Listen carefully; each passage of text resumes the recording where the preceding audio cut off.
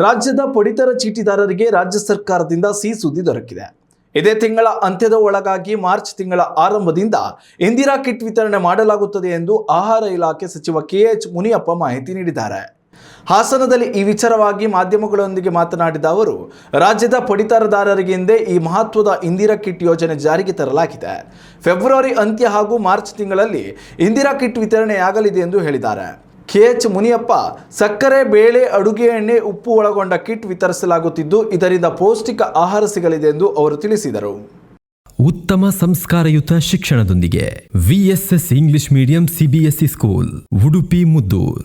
ನರ್ಸರಿಯಿಂದ 10ನೇ ತರಗತಿವರೆಗೆ ಶಿಕ್ಷಣದ ಜೊತೆಗೆ 5ರಿಂದ 10ನೇ ತರಗತಿವರೆಗಿನ ವಿದ್ಯಾರ್ಥಿನಿಯರಿಗೆ ಉತ್ತಮ ಹಾಸ್ಟೆಲ್ ಸೌಲಭ್ಯವೂ ಇದೆ. ನಿಮ್ಮ ಮಕ್ಕಳ ಪ್ರವೇಶಾತಿಗಾಗಿ ಈ ಸಂಖ್ಯೆಗೆ ಕರೆ ಮಾಡಿ.